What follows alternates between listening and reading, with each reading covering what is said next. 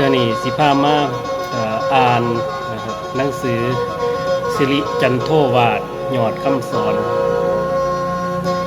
เป็นหนังสือคำกรที่แต่งโดยพระอุบาลีคุณูปมาจารย์จันสิริจันโทนะครับเพิ่นกระแต่งไว้ดีมวลหลายคุณพ่อปีชาพินทองหรือดร.ปีชาพินทองนะครับเพิ่นได้เอามาจัดพิมพ์เป็นพิมพ์ครั้งแรกปี 2527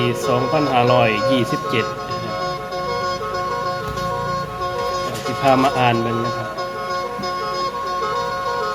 เพิ่นสิแบ่งเป็นตอนนะครับมีอยู่2 ตอนลองมาฟังเบิ่งตอนที่แรกก่อน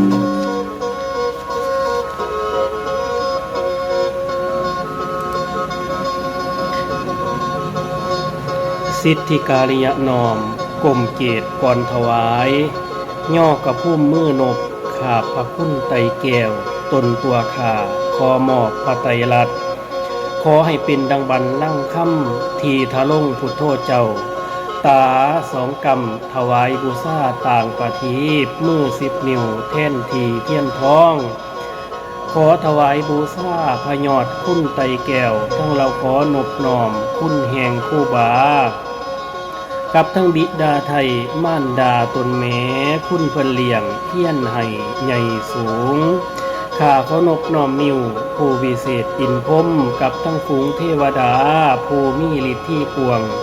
ข้าขออธิษฐานน้อมคุณไทยทั่วแดนขอพระคุณจงมาสู้คำนำก่อนอยู่ทรงแด่ถอนขอพระคุณจงมาซอยสี่ปัญญาข่อยแต่งสารแด่เนื้อ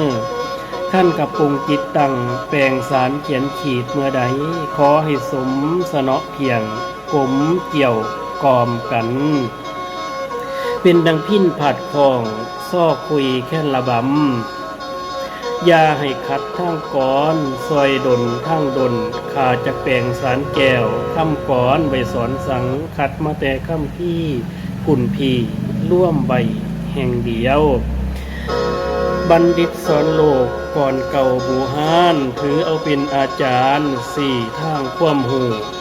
จึงในอดสาสู่พยายามคัดเลือกแต่ตอนเลือกแต่บอนแสบซอยพิมพ์สั่นไว้แต่ก้วนดอกนาเหตุว่าคนเข้าคุณเขียนล้านจ่างกันงายเจ้าเอ๋ยเงินเล็กหน่อยพ่อสั่งสืบมาบัดนี้สักกะลาดลำเข้าเขต3,000บ้านเมืองมีความสุขทั่วแดนดินดาวเศร้าเมืองพร้อมหลาในบ่ได้แกว้งบ่ฮอนมีหูกฝ่ายท่อได้ตำไหมต้นการละพึกลำบังเกิดกลางเมืองดอกใบเป็นเสื้อผ้าอาพรเครื่องตุ่มผม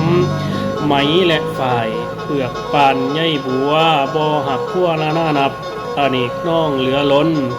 ต้นต่อต้นต่อกันไป2 หิมทางเหือเฮืองห้องหานไผผู้ประสงค์สื่อถือเงินไปได้ง่ายเข่าและน้ำบ่มีใดตาวต่ำหลัวและฟื้นบ่ได้ไปดงกวง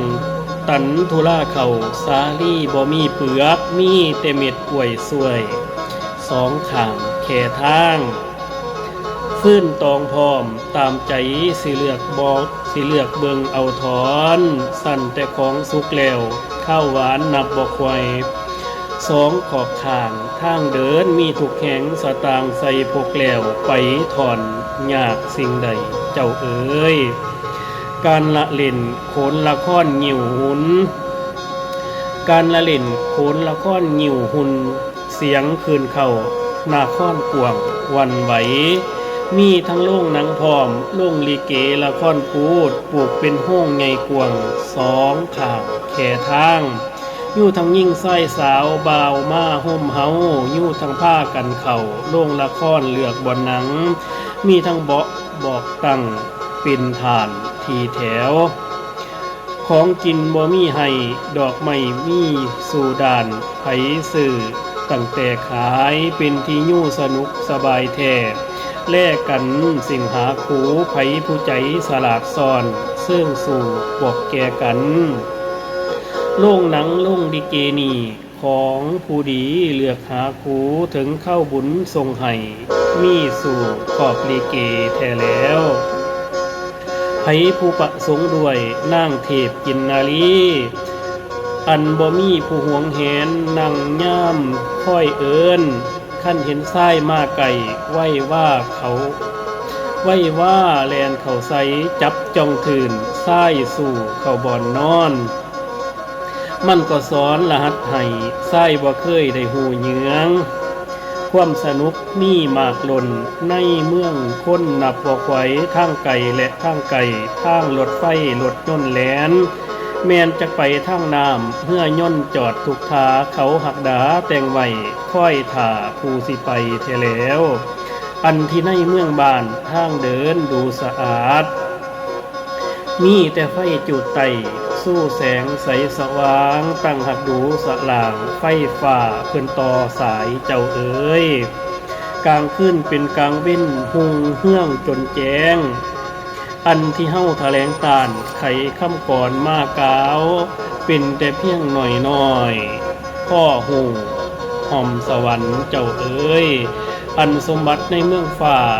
ตามโบราณเพิ่นกล่าวมานั้นในเมืองเฮาสู่มือมีแท้สู่ประการเจ้าเอ๋ย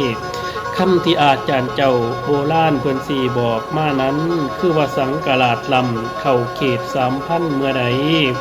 จะเกิดมีพ้วยไพ่พญาติเติมมาตองแม่นว่าข้องสมสร้างในถ้ำพุทธบาทก็ดีก็บ่ตั้งเที่ยงมันในแห่งสิกขาบทสิทธิ์บ่ฟังคำคู่สิเสื่อมซ้ำเพมางแม่นว่าองค์กษัตริย์ไทยถ้าลงเมืองตุ่มไผก็ดีก็บ่ตั้งเที่ยงมันในหีดข้องถ้ำพุ่นบ่ยำยิงยานคำบาคู่บาพ่อแม่จะเกิดเป็นเหตุหายขี้หยุกโป่ยไผ่จะเกิดเป็นกังวลเข่าหน้าตายแรงจะเกิดอุบาทห่อนปูป่าเขินขาดปูป่าน้ำเขินขาดความสุขหาบ่ได้ความห่อนแลนจนมาจะเกิดเป็นศึกกันบ่มัวโจรม่านทุกประเทศฝูงภัยหน่อยความห่อนยิ่งกว่าไฟบานาอันนี้เป็นคำเท่าอาจารย์ตั้งแต่เก่าเพิ่นหักตกแต่งไว้ภายหน้าบ่ฮอนเห็นเจ้าเอ๋ย